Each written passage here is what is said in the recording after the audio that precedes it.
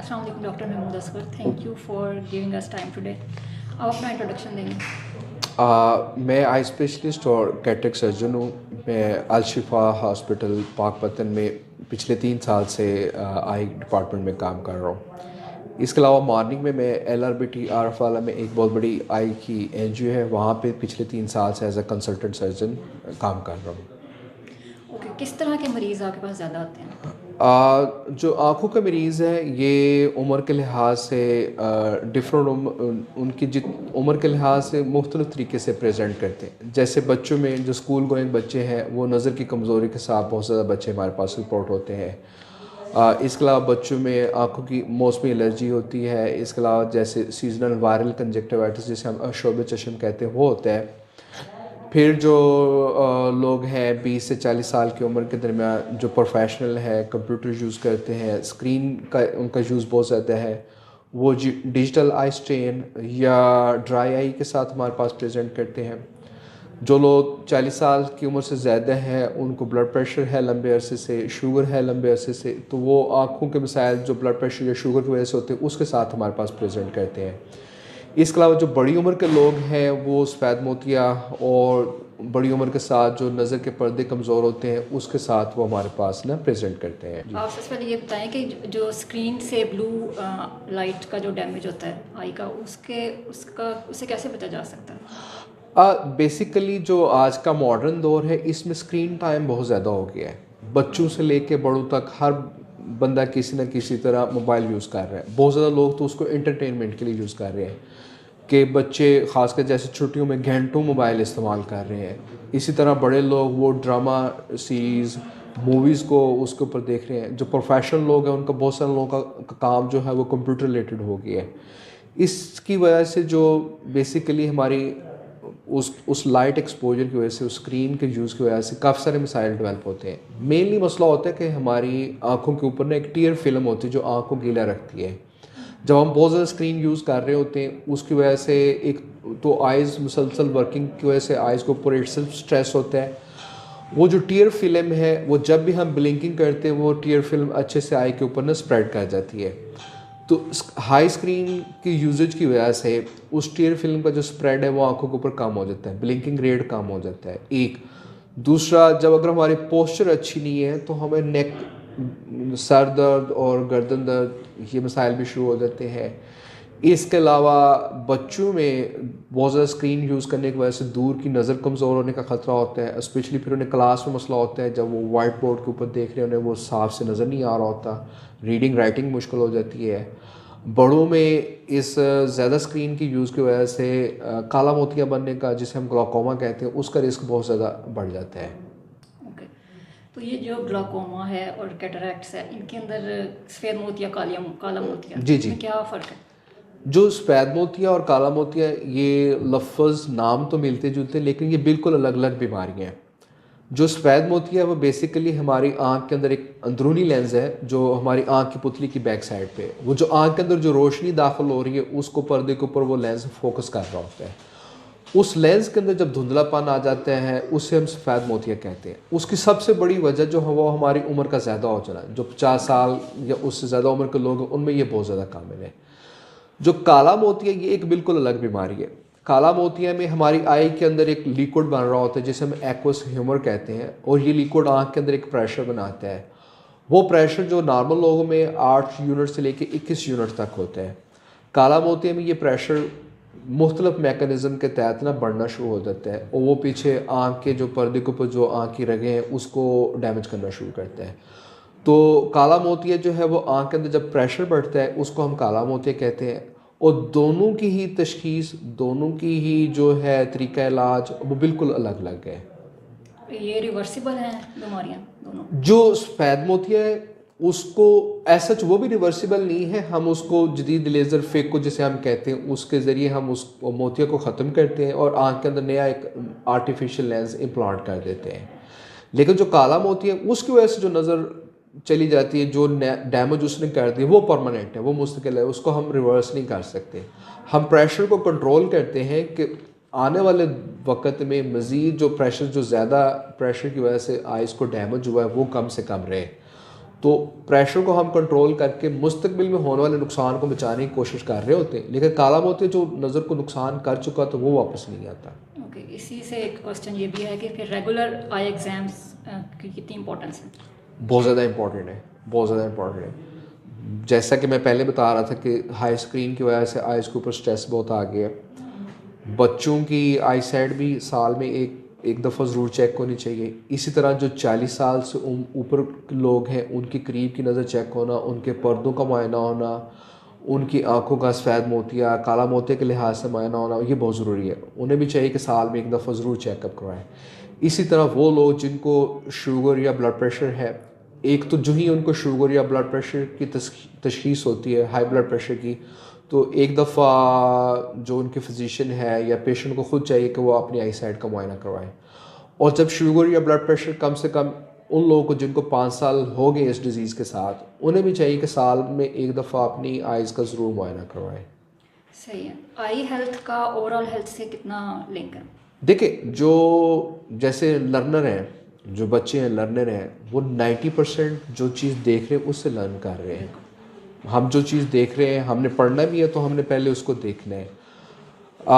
इसी तरह old age है, अब उनमें भी आई साइट एक डिफरेंट तरीके से इम्पॉर्टेंट है। वो जैसे उनका खाना पीने में उन्हें मुश्किल हो जाती है। जैसे ख़वातीन हैं, अगर उनकी दूर की नज़र कमज़ोर होगी है, करीब की नज़र कमज़ोर होगी, उन्हें कुकिंग में मसला शुरू हो जाता है। बच्चे स्कूल में जब पढ़ रहे हैं तो उनको वाइट बोर्ड के ऊपर नज़र नहीं आ रहा। तो नज़र की कमज़ोरी बहुत सारे तरीक़ों से हमारी लाइफ को मुतासर करती है। आप 1 मिनट के लिए अपनी दोनों आंखें क्लोज़ करके देखेंगे, आपको बिल्कुल भी ब्लैंक हो जाते हैं, आपको कुछ नज़र नहीं आता। और एक बंदा जो ये होता है, हमारे पास कुछ मरीज़ आते हैं कि उनकी नज़र सडनली कम हो जाती है, और उनकी यकदम जब नज़र कम होती है उनकी लाइफ बिल्कुल चेंज हो जाती है। कि एक बंदा जो कुछ देर पहले सब कुछ देख रहा था, अभी उससे कुछ नहीं नज़र आ रहा और वो दूसरों के ऊपर डिपेंडेंट हो गया। ऐसे पेशेंट भी कभी कभी रिपोर्ट होते हैं और वो बिल्कुल एक अंधापन वाली लाइफ में चले जाते हैं। अच्छा, कुछ ऐसी डिजीज़ भी होती हैं जिसमें आपकी एक आंख से मुतासर होती है, दूसरी आंख ठीक रहती है या ब्लाइंडनेस हो जाती है, वो किन ब्लड प्रेशर की वजह से है या शुगर की वजह से है या वो वैसे ही? मुख्तलिफ एज और मुख्तलिफ डिजीज़ हैं जो एक आई को ज़्यादा मुतासर कर सकती है और एक आंख को कम मुतासर करती है। मिसाल के तौर पे बच्चों में बाज़ का दोनों आई उनकी नज़र जब कमज़ोर होती है तो दोनों आई का नंबर फ़र्क होता है, और जिस आँख का नंबर ज़्यादा होता है वो वीक रह जाती है। हमारे बचपन में दोनों आँखें हमारी ब्रेन के अंदर एक आई साइट डेवलप हो रही होती है जो दोनों आँखों की इमेज को मिला के अच्छे से देखती है। जब बच्चों में एक आँख की नज़र ज़्यादा वीक हो जाए तो ब्रेन जो अच्छी आँख की तस्वीर है उसको तो एक्सेप्ट करता है, लेकिन जो कमज़ोर आँख की तस्वीर है उसको वो एक्सेप्ट नहीं करता, उसको वो डाउन करना शुरू कर देता है। तो उस आई की जो है आई साइट वो परमानेंट कम होना शुरू हो जाती है। इसी तरह बड़ी एज के लोग में एज रिलेटेड मैकुलर डिजनरेशन है, वो एक आंख में ज़्यादा हो सकती है, एक आंख में कम हो सकती है। वो बेसिकली जो नज़र के पर्दे होते हैं उसको मुतासर करती है। फिर ब्लड प्रेशर के लोगों में ये होता है कि उनकी बाज़ात एक पर्दे के ऊपर खून की नालियाँ ब्लॉक हो जाती हैं या खून की नालियाँ लीक कर जाती हैं, उस वजह से भी एक आंख की नज़र ज़्यादा कम हो सकती है।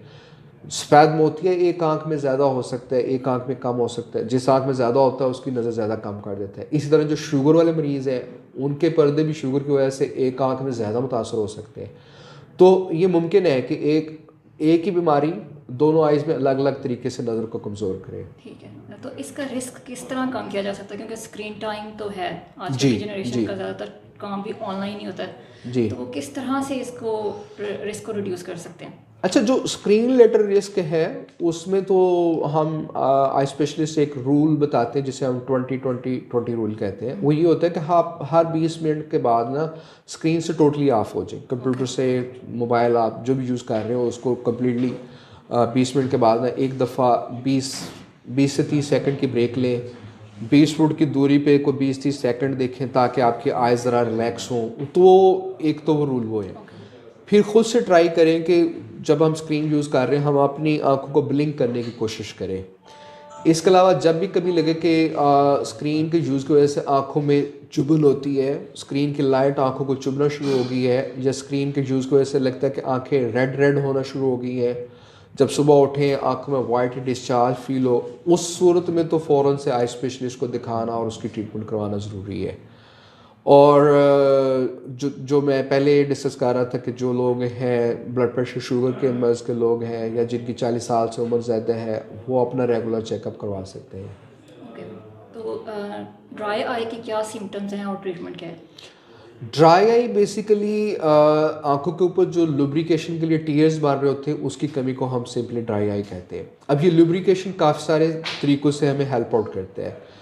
जब ड्राई आई होती है ये लुब्रिकेशन कम हो जाती है, दूर की चीज़ें जो है देखने में बाज़ का मुश्किल होती, ख़ासकर सूरज की रोशनी या जो हेडलाइट्स होती हैं वो तंग करना शुरू हो जाती हैं।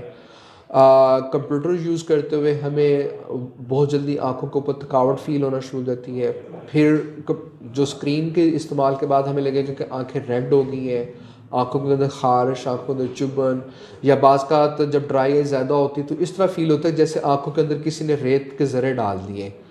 तो ये इस तरह की अलामत जो है वो ड्राई आई को शो करती हैं। इनसे ओवरकम किया जा सकता है खुद ही घर में, या फिर आप प्रोटेक्शन तो की जा सकती है, लेकिन वंस ड्राई आई डेवलप हो जाए फिर उसके ड्राई आई की स्टेजेस हैं, किस स्टेज के ऊपर मामलात हैं वो उसको हमने आई स्पेशलिस्ट को 4-5 स्टेजेस में डिवाइड करते हैं और उसके अकॉर्डिंगली उसको मैनेज किया जाता है। ठीक है। इसी तरह पिंक आई भी कोई चीज़ होती है? पिंक आई तो बेसिकली हम अशोब चशम का एक कॉमन नेम ठीक है है। और अशोब चशम बेसिकली वायरल इन्फेक्शन है आँखों की। ओके, सो एज रिलेटेड जो है उसकी क्या ट्रीटमेंट होता है, उसका क्या इलाज है? अच्छा, जो एज की वजह से नज़र के पर्दे वीक हो रहे होते हैं ये ख़ासकर गैर बाहर के मुल्कों में तो ये बीमारी 60 साल के बाद आती है, लेकिन हमारे यहाँ चूँकि हमारी डाइट पैटर्न बहुत अच्छे नहीं रहे, हमारे यहाँ और भी बहुत सारे प्रॉब्लम्स हैं, उसकी वजह से बाज़ पेशेंट्स में ये 50 साल की उम्र में भी जो है एज रिलेटेड जो पर्दों के ऊपर चेंजेस हैं वो शुरू हो जाते हैं। एज सच जब वो डेवलप होते हैं तो आप उनको रिवर्स तो नहीं कर सकते, लेकिन एक अच्छी डाइट जिसमें जैसे कैरेट का यूज़ है, जो है जैसे बादाम है, इस तरह की जो हम देसी चीज़ें यूज़ करते हैं ये अफेक्ट करती हैं जो हमारे नज़र के पर्दे की हेल्थ है उसको। इसके अलावा जैसे हम सुबह उठते हैं, हम वॉक करें, हम तकरीबन 30 मिनट से लेके 1 मिनट हम ग्रीनरी को अगर देखते हैं वो उसका अच्छा इफ़ेक्ट होता है हमारी आइज़ की हेल्थ के ऊपर। तो एज के साथ ये चीज़ डेवलप तो होती है लेकिन इसको रिवर्स करना बड़ा काफ़ी मुश्किल है। ओके, इसी से मेरा क्वेश्चन भी था कि फूड और सप्लीमेंट्स का कोई फ़र्क पड़ता है आई की हेल्थ में? कुछ फूड्स हैं जिनका है, जैसे आजकल एक हम बहुत कॉमन चीज़ सुन रहे हैं जैसे ओमेगा 3 फैटी एसिड्स हैं, वो जिन फूड में ज़्यादा है वो अफेक्ट करते हैं। ऐसी डाइट्स जिसमें आई रिलेटेड रेटिनॉइड्स हैं जिसको हम ज़ीज़ैंथीन मीज़ोज़ैंथीन कहते हैं वो अफेक्ट करते हैं, वो नज़र के पर्दों की हेल्थ को अच्छा बेहतर करते हैं। ऐसी डाइट जिसमें विटामिन ए की क्वांटिटी ज़्यादा है, ये सारी डाइट्स आपको नेट से मिल जाती हैं, आप इंफॉर्मेशन और उनको अपनी डाइट के अंदर इंक्लूड कर सकते हैं। विटामिन ए का बहुत अच्छा है इफ़ेक्ट है ड्राई आई के ऊपर भी और हमारी खासकर जो रात वाली नज़र है उसके ऊपर भी। इसी तरह अभी जो लेटेस्ट रिसर्च है उसमें सैफ़रॉन, जिसे हम कॉमन लैंग्वेज में ज़ाफ़रान कहते हैं, वो भी इफ़ेक्ट करती है हमारी जो नज़र के पर्दों की हेल्थ को। ठीक है, तो टाइप्स क्या हैं लेज़िक सर्जरी की? लेज़िक सर्जरी बेसिकली हम इसे कहते हैं अपनी लैंग्वेज में रिफ्रैक्टिव सर्जरी। ये रिफ्रैक्टिव सर्जरी का मतलब ये है कि ऐनक को उतारना, जिन लोगों की नज़र जो लोग ऐनक लगा रहे हैं भी ऐनक से छुटकारा पाना चाहते हैं तो उसके लिए जो हमारे पास ऑप्शन होता है वो उसे हम रिफ्रैक्टिव सर्जरी कहते हैं। ये ज़्यादातर सूटेबल है जो 20 से 30 साल की उम्र के लोग हैं जिनकी ग्लासेस का नंबर स्टेबल हो गया, नंबर चेंज नहीं हो रहा, वो लोग इस सर्जरी की तरफ आ सकते हैं। इसमें मुख्तलिफ फिर आगे कैटेगरीज़ हैं, उसे हम PRK कहते हैं, ट्रांस PRK कहते हैं, लेज़िक है, फेमटोलेज़िक है। इसके अलावा अभी लेटेस्ट आ गई हैं जिसे हम स्माइल कहते हैं। मॉडर्न वर्ल्ड में एक आर्टिफिशियल इंटेलिजेंस बेस भी रिफ्रैक्टिव सर्जरी लॉन्च हुई है, अभी वो पाकिस्तान में अवेलेबल नहीं है लेकिन वो भी लॉन्च होगी, उसके रिजल्ट्स बहुत ज़्यादा अच्छे हैं। और इनकी हर प्रोसीजर की कॉस्ट डिफरेंट है, वो कितना नंबर करेक्ट कर सकती है वो उसमें डिफरेंस है, और कितनी जल्दी रिकवरी होगी वो इन तमाम सर्जरी जो मैंने 3-4 नाम लिए इनमें डिफरेंस है। तो वो फिर आई स्पेशलिस्ट आपको हेल्प आउट करता है कि आप कौन सा प्रोसीजर आपके लिए ज़्यादा सूटेबल रहेगा, क्योंकि उसमें हमने रिकवरी और कॉस्ट दोनों को देखने हैं। तो वो पेशेंट और डॉक्टर मिल के फिर डिसीजन लेते हैं कि कौन सी सर्जरी ज़्यादा सूटेबल रहेगी। सही, आपने अभी कहा कि एज से 20-30, इससे ज़्यादा एज के अगर पेशेंट्स करवाना चाहें तो उनका नहीं करते? नहीं किया जा सकता है। अब तो जो मॉडर्न सर्जरी है वो तो इवन उन्होंने बड़ी उम्र के लोगों के में भी शुरू कर दी है, लेकिन जो जैसे हम 30 साल से ऊपर हैं, अगर मैं सिर्फ दूर की यानी कि सर्जरी करवाता हूँ तो मुझे 40 साल की उम्र के बाद जो एक नेचुरल फिनोमिनन है कि हमारी करीब की आई साइट वीक हो रही होती है, तो 40 साल की उम्र के बाद फिर नज़दीक की आने की ज़रूरत होती है। 20 साल से पहले थोड़ा सा हम रिलेक्टेंट इसलिए हो रहे थे कि बच्चों का नंबर जैसे जैसे उनकी हाइट चेंज होती है तो बच्चों का नंबर थोड़ा सा ग्लासेस का चेंज हो रहा होता है। तो यूजली बॉयज़ और गर्ल्स का जो कद बढ़ना है वो 20 साल की उम्र तक रुक जाता है और उस उम्र तक जो नंबर आइज़ का है वो स्टेबल हो जाता है। तो उसके बाद हमारा फिर प्लान ये होता है कि हम जब रिफ्रैक्टिव सर्जरी करें तो एक दफ़ा जो नंबर है वो न्यूट्रल कर लें, क्योंकि अगर हम उस एज में नंबर 20 साल से पहले कर दें रिफ्रैक्टिव सर्जरी तो सम टाइम ये रिस्क होता है कि अगर कद बढ़ा और थोड़ा सा नंबर री इमर्ज हुआ तो फिर दोबारा लेज़र सर्जरी करने की ज़रूरत पड़ सकती है, दोबारा ग्लासेस लगने का थोड़ा सा ख़तरा होता है। ओके, इसमें ब्लाइंडनेस भी हो सकती है सर्जरी से? जो रिफ्रैक्टिव सर्जरी है ये माशाल्लाह बहुत इसमें एडवांसमेंट आ गई है। इसमें ब्लाइंडनेस का रिस्क तो ऑलमोस्ट 1% से भी नीचे है, और वो भी खुदा न खास्ता कोई मेजर कॉम्प्लिकेशन हो जाए या कोई सर्जरी के बाद कोई मेजर आइज़ के अंदर इन्फेक्शन आ जाए तब पॉसिबल है। अदरवाइज़ रिफ्रैक्टिव सर्जरी में ब्लाइंडनेस मिनिमल है, बहुत कम रिपोर्ट होती है। उसकी रीज़न ये इसका जो इक्विपमेंट है वो ऑटोमेटिक लेज़र है, उसका एक एल्गोरिदम होता है जिसके तहत वो नंबर को न्यूट्रल करता है। सर्जन सिर्फ उसका डेटा मशीन के अंदर फीड करता है और सर्जरी को मॉनिटर करता है। ये सर्जरी ऑलमोस्ट ऑटोमेटिक है, और इस सर्जरी का एक और अच्छी जो बात है कि इसमें हम जो आई बॉल जो सामने कहानी है इसके बाहर वाली लेयर के ऊपर सर्जरी कर रहे होते हैं, हम आई के अंदर कभी भी नहीं एंटर होते, तो उसकी वजह से उसकी सेफ्टी बहुत ज़्यादा है। तो इसमें और कैटरैक्ट की सर्जरी में कोई ख़ास फ़र्क है? कैटरेक्ट की सर्जरी बिल्कुल ही डिफरेंट है। कैटरेक्ट की सर्जरी के लिए हम आँख के अंदर एंटर होते हैं। हम जो अभी लेज़र के ज़रिए जिसे हम फेको कहते हैं, जब उसके ज़रिए सर्जरी करते हैं हम बहुत छोटे छोटे पोर्ट्स होते हैं जिसके ज़रिए हम इंस्ट्रूमेंट आँख के अंदर लेके जाते हैं। ये आँख के अंदर जो पुतली है उसके भी बैक साइड पे जाते हैं जहाँ पे हमारा लेंस होता है, वहाँ पे हमने वो सफ़ेद मोती वाले लेंस को उस फेको के ज़रिए उसके ज़रिए हम उस लेज़र के ज़रिए उसको ख़त्म करते हैं, फिर उस पूरे एरिया को वॉश करके फिर वहाँ एक आर्टिफिशियल लेंस को ना इम्प्लांट करते हैं। तो कैटरेक्ट सर्जरी रिफ्रैक्टिव सर्जरी से बिल्कुल डिफरेंट है। राइट। तो कुछ लोगों को सेंसिटिविटी टू लाइट होती है, जी इसकी क्या रीज़न होती है, जिसको फोटोफोबिया शायद बोलते हैं? जी। अच्छा, उसमें मोस्ट कॉमन जो उनकी रीज़न होती है ख़ासकर यंग पेशेंट्स में वो ड्राई आई है। इसके अलावा कुछ लोगों को फोटोफोबिया होता है, उनके आइज़ के अंदर एलर्जिक कंजक्टिवाइटिस होता है, उनके आइज़ के अंदर एलर्जी होती है उस वजह से होता है। थर्ड, कुछ लोग होते हैं जिनके अंदर एक ख़ास किस्म का मोतिया होता है जिसे हम पोस्टीरियर सब कैप्सुलर कैटरेक्ट कहते हैं, उसकी वजह से भी फोटोफोबिया होता है, उसकी वजह से भी सूरज की रोशनी चुभना शुरू हो जाती है। ओके, ये इसका थायराइड से भी कोई रिलेशन है? थायराइड रिलेटेड फोटोफोबिया का? हाँ जी। फोटोफोबिया का थायराइड से थोड़ा सा रिलेशन है, लेकिन थायराइड जो है वो एक काफ़ी बड़ी डिजीज़ है जो आइज़ को अफेक्ट करती है, वो काफ़ी सारे प्रॉब्लम करती है। वो ड्राई आई भी कर देती है, उसमें आइज़ बल्जी हो जाते हैं, सम टाइम इतने आइज़ बल्जी होते थे कि जो हमारे लिड्स हैं वो अच्छी तरह क्लोज नहीं हो सकते। सम टाइम इस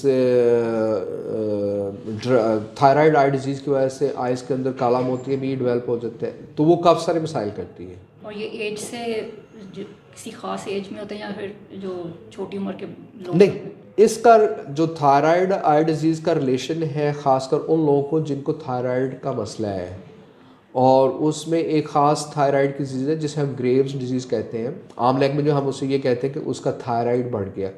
उन पेशेंट्स में इसका बहुत ज़्यादा रिस्क होता है थायराइड आई डिज़ीज़ डेवलप होने का। ओके। अच्छा, वीक आई साइट जो है इसका लेज़िक के अलावा भी कोई ट्रीटमेंट है? जो सिंपल ट्रीटमेंट है वो तो हम ये ग्लासेस देते हैं, कंटेक्ट लेंस का यूज़ है, और जो ग्लासेस या कंटेक्ट लेंस से फ्री होना चाहे उनको फिर रिफ्रैक्टिव सर्जरी के लिए ऑप्शन अवेल कर। ये कॉन्टैक्ट लेंस से मेरा क्वेश्चन था कि इसके नुकसान भी होते हैं जो ख़ास तौर पे जो सिर्फ फैशन के लिए होते हैं? नुकसान होता है। नुकसान इस सेंस में, ख़ासकर जो लोग कॉस्मेटिकली यूज़ करते हैं, स्पेशली लोग जब लाइक वो वेडिंग इवेंट्स के लिए यूज़ कर लेते हैं, तो वो बहुत सारे लोग फर्स्ट टाइम उसको यूज़ कर रहे होते हैं। इसकी एक तो टेक्निक है इसको लगाने की, अगर लगाने के दौरान कंटेक्ट लेंस आँख के ऊपर लगाने के दौरान या आँख से उतारते वक्त सम टाइम आइज़ डैमेज हो जाती है। दूसरा उसका एक लिक्विड होता है जिसके अंदर हमने उस कंटेक्ट लेंस को वेट किया होता है और उसके अंदर प्रिजर्व किया होता है। सम टाइम उस लोगों को उस लिक्विड से एलर्जी होती है। राइट। तो अगर इवन आपने कॉस्मेटिक कंटेक्ट लेंस भी यूज़ करने हैं तो भी बेहतर तो यही है कि आई डॉक्टर से मशवरा करके आइज़ का मुआयना करवा के फिर कंटेक्ट लेंस यूज़ किया जाए। इसमें कुछ ये भी है कि कोई चीप है लेंस मार्केट में अवेलेबल, कुछ हाई क्वालिटी हैं वो, हाँ वो बिल्कुल है, डिफरेंस है उस एलर्जी वगैरह उससे भी फर्क पड़ता है। उससे इसकी पूरी एक फिटिंग का मैकेनिज्म है। मार्केट में हम जब जाते हैं तो वो हमें कंटेक्ट लेंस वैसे ही दे देते हैं कि जी आप बस ये कलर का ले लें, लेकिन उसकी एक पूरी साइंस है, पूरी टेक्नोलॉजी है कि हमने कौन सा कंटेक्ट लेंस और उसकी फ़िटिंग कैसे करनी है। फिर जो उसको जो कंटेक्ट लेंस को प्रिजर्व करने के लिए लिक्विड है उसको कैसे यूज़ करना है, कंटेक्ट लेंस को हमने कैसे वॉश करना है, ये सारी उसकी टेक्निक है। फिर उसकी केयर है कंटेक्ट लेंस लगाने की, उसके उतारने की। फिर कंटेक्ट लेंस की वजह से कोई प्रॉब्लम हो जाए वो डॉक्टर आपको तो अच्छे से गाइड कर सकते हैं, लेकिन जो एक मार्केट में सिंपल आपको कंटेक्ट लेंस बेच रहा है वो ये सारी बातें नहीं गाइड कर सकते। एग्जैक्टली। सबसे कॉमन आई प्रॉब्लम्स बच्चों में कौन से होते हैं? दूर की आई साइट वीक होना, जिसे हम मायोपिया कहते हैं, वो बहुत ज़्यादा कॉमन हो गया है। वो स्क्रीन की वजह से, स्क्रीन की वजह से है, और जो आउटडोर एक्टिविटीज़ में कमी हो गई है, वो बहुत सारे उसमें फैक्टर्स हैं जो मायोपिया के डेवलप होने में है। उसमें स्क्रीन का यूज़ है, इंडोर रहना, जो बाहर की एक्टिविटी है, ख़ासकर सनलाइट एक्सपोजर जो आई साइट की डेवलपमेंट के लिए अर्ली एज में चाहिए होता है कि डेली 2 से 3 घंटे का सनलाइट एक्सपोजर हो, वो भी कम हो गया। वो एक फैक्टर डिस्कवर हुआ है कि ये भी मायोपिया की डेवलपमेंट में इसका भी रोल है। छोटे बच्चों में जो क्रॉस्ड आइज होती हैं उनका क्या सिम्टम्स हैं और उनका ट्रीटमेंट क्या है? क्रॉस्ड आई एक ख़ास डिजीज़ है, वो एक भेंगापन है जिसे हम इज़ोट्रोपिया कहते हैं, उसमें डेवलप होता है। ये रेयर एक चीज़ है और सम टाइम ये बाय बर्थ भी होता है। तो उसमें बेसिकली ये होता है कि बाज़ मसल वीक होते हैं, मसल अच्छे से काम नहीं कर रहे, तो बाज़ बच्चे की आई साइट वीक होती है। अगर बच्चे की आई साइट वीक है, वो बच्चा फोकस करने की कोशिश कर रहा होता है, छोटा सा बच्चा भी, और उसे प्रॉपर नज़र नहीं आ रहा होता, उसकी आइज़ के अंदर बाज़ का एक ख़ास किस्म की मूवमेंट होती है, वो मुसलसल आई मूव कर रही होती है जिसे हम निस्टैग्मस कहते हैं। और भी इसके अलावा कुछ अलामात होती हैं जो तफसीली मुआयने के बाद ना उसका पता चलता है। ये जो रिफ्रैक्टिव सर्जरी ये बच्चों में भी होती है? बच्चों में 20 साल की उम्र से पहले करना ज़रा मुश्किल है क्योंकि उनका नंबर चेंज हो रहा होता है। अच्छा, आम लोगों के लिए कौन से आई टेस्ट इम्पोर्टेंट हैं, ज़रूरी हैं? अच्छा, जैसे 40 साल के ऊपर के लोग हैं, वो जब आई स्पेशलिस्ट के पास आते हैं वो उनकी दूर की आई साइट चेक करते हैं, उनकी नज़दीक की आई साइट चेक करते हैं, फिर वो आँखों की पुतली फैला के पीछे नज़र के पर्दे का मुआयना करते हैं। इसके अलावा वो आइज़ का प्रेशर को चेक करते हैं जो काला मोतिया में जिसका बहुत ज़्यादा किरदार है। तो 40 साल के बड़ी उम्र के लोगों में तो हम ये करते हैं। बच्चों में हमारी कोशिश होती है कि एटलीस्ट बच्चे स्कूल दाखिल होने से पहले वो अपनी आई साइट का, दूर की आई साइट का ज़रूर मुआयना करवाएं। फिर बच्चों में बाज़ का कलर विजन का प्रॉब्लम होता है कि उनको कलर्स अच्छे से नज़र नहीं आते, वो पैदाइशी एक मसला होता है, उसको भी चेक करने की हमारी कोशिश होती है। इसके अलावा जो बच्चे या नोट करें या टीचर्स अगर नोट करें कि क्लास में कोई बच्चा है जिसको वाइट बोर्ड सही से नज़र नहीं आ रहा, बच्चा पीछे बैठा हो और आगे आके बैठने की कोशिश करता है, या पेरेंट्स घर में ये ऑब्जर्व करें कि बच्चा टीवी के बिल्कुल करीब जाके देखना शुरू हो गया है, तो इन बच्चों की चाहिए कि आई साइट फ़ौरन से चेकअप हो जाए। राइट। अच्छा, शुरू में आपने बताया था हाइपरटेंशन और डायबिटीज़ के जो पेशेंट्स हैं उनमें आइज़ के प्रॉब्लम्स होते हैं, उस बारे में आप कुछ बता देंगे ऑडियंसेस को कि वो क्या करना चाहिए उनको, इस बारे में उनके कितने आई एग्ज़ाम्स ज़रूरी हैं? ठीक है। जो blood pressure, high blood pressure जिसे हम हाइपरटेंशन कहते हैं, ये बेसिकली जो हमारी खून की नालियाँ हैं उनको बहुत मुतासर कर रहा होता है और ये मुख्तलिफ स्टेजेस से गुजरता है, और even some time very high blood pressure जो वो आई साइट को विद इन 1 और 2 डे भी ज़ाया कर सकते हैं। और बाज़ का वेरी हाई ब्लड प्रेशर की वजह से जो खून की नज़र के पर्दे पर नालियाँ होती हैं या तो वो लीक कर जाती हैं या ब्लॉक हो जाती हैं, उसकी वजह से भी सडनली नज़र कम हो जाती है।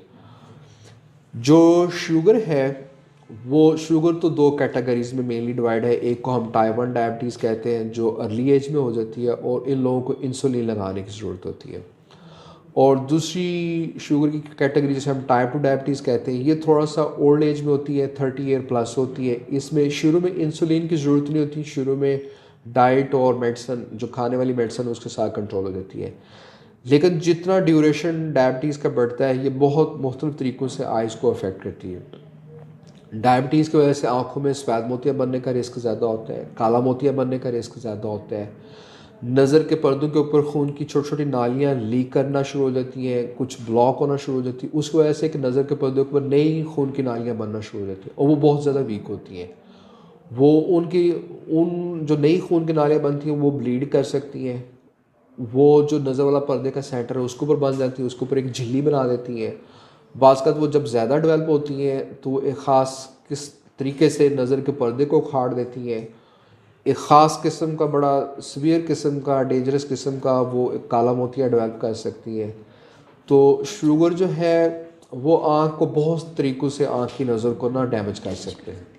अच्छा, तो ये तो फिर बहुत वाइड रेंज हो गई कि उसमें फिर आप ये नहीं प्रेडिक्ट कर सकते कि वो पेशेंट की जो नज़र है वो रिवर्स होगी, अगर स्पेशली अगर आप कह रहे हैं 2 दिन में ही अगर उसकी नज़र चली जाए तो? वो डिपेंड करता है कि क्या प्रॉब्लम हुआ। और इन दोनों चीज़ों का रिलेशन जो है ना, ब्लड प्रेशर का भी और शुगर का भी, ये आइज़ को तब इफ़ेक्ट करती है जब ये कंट्रोल नहीं हो रही। राइट। और हमारे पाकिस्तान में प्रॉब्लम ये है, जो हमारा पेशेंट का हेल्थ सीकिंग बिहेवियर वो अच्छा नहीं है, पेशेंट इतना ज़्यादा हेल्थ ओरिएंटेड नहीं है। दूसरा, फैसिलिटीज़ अवेलेबल नहीं है। पेशेंट अगर किसी एक डॉक्टर के पास जाते हैं वो इमीडिएट रिजल्ट चाहते हैं। अब कुछ बीमारियां डायबिटीज़ और हाइपरटेंशन ऐसी जिनकी लाइफ लॉन्ग ट्रीटमेंट चाहिए। ये ऐसे नहीं कि आप डॉक्टर के पास गए और ट्रीट हो गई, नहीं, डॉक्टर आपको हेल्प आउट कर रहा होता है कि आपका ब्लड प्रेशर अच्छे से मैनेज हो जाए, नॉर्मल रेंज में आ जाए, आपके शुगर लेवल मैनेज हो जाए, नॉर्मल रेंज में आ जाए। इसके अलावा वो गाहे बगाहे आपको गाइड करता रहता है कि जितना ड्यूरेशन किसी डिजीज़ का ज़्यादा हो गया उसके मुतल्लिक़ क्या प्रॉब्लम हो सकती है, वो आपको गाइड करता है कि दिल का मुआयना कब होना चाहिए, आँखों का मुआयना कब होना चाहिए, किडनीज़ का मुआयना कब होना चाहिए। अब जब पेशेंट डॉक्टर के पास जाता ही नहीं है और वो इंटरेस्ट ही नहीं लेता कि उसकी शुगर और ब्लड प्रेशर कंट्रोल हो, तो वो किसी न किसी स्टेज पे आके उसका कोई ना कोई major organ, heart, kidneys, eyes या ब्रेन, वो इफ़ेक्ट हो जाते हैं और उस स्टेज पे जाके चीज़ों को मैनेज करना बहुत मुश्किल हो जाता है। और हमारे यहाँ तो अक्सर पेशेंट्स को दोनों ही होते हैं, ब्लड प्रेशर भी और डायबिटीज़ बिल्कुल है, एट अ टाइम। बिल्कुल है। राइट। अच्छा, कोई एडवाइस देंगे आप जो लोग आई केयर की फील्ड में जाना चाह रहे हैं, उनके करियर बनाना चाह रहे हैं, उसके लिए कोई एडवाइस? देखिए, जो एज अ ऑप्थल्मोलॉजिस्ट है ये तो एक लंबा कैरियर है। इसमें पहले एमबीबीएस करने हैं, फिर आपने 4 से 5 साल की फिर स्पेशलाइजेशन की ट्रेनिंग करनी है। ये एक काफ़ी जो है लेंथी प्रोसेस है लेकिन रिवॉर्डिंग है और पाकिस्तान में इसकी बहुत ज़्यादा ज़रूरत है। इसके अलावा जो पाकिस्तान में भी इससे रिलेटेड जो फील्ड डेवलप हुआ है वो ऑप्टोमेट्री है। ऑप्टोमेट्री जो है वो थोड़ा सा एक बेसिक फील्ड है, वो 4 से 5 साल की डिग्री है। इसमें बहुत सारे बच्चे अब ऑप्टोमेट्री कर रहे हैं। ये बेसिकली ऑप्थल्मोलॉजिस्ट के साथ उनको हेल्प आउट करते हैं पेशेंट की आई साइट देखने में, कंटेक्ट लेंस की फिटिंग में, भेंगापन के कुछ टेस्ट होते हैं। तो ऑप्टोमेट्रिस्ट ये सारे मुख्तलिफ़ किस्म के टेस्ट रन करते हैं और आई स्पेशलिस्ट को अपनी इनपुट देते हैं। तो ये फील्ड भी अभी बहुत ज़्यादा इसमें लोगों की ज़रूरत है और इसमें ये भी एक कैरियर है।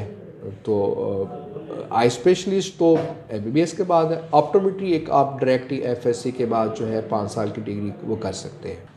ओके। अच्छा डॉक्टर, हमें बताएं आप सफ़ेद मोतिया के बारे में डिटेल से बता देंगे कुछ कि क्यों इसकी सर्जरी क्यों होती है, मेडिसिन से क्यों नहीं ठीक होता बाकी भी? अच्छा, बेसिकली पहले तो सफ़ेद मोतिया को अंडरस्टैंड करने की ज़रूरत है कि वो है क्या।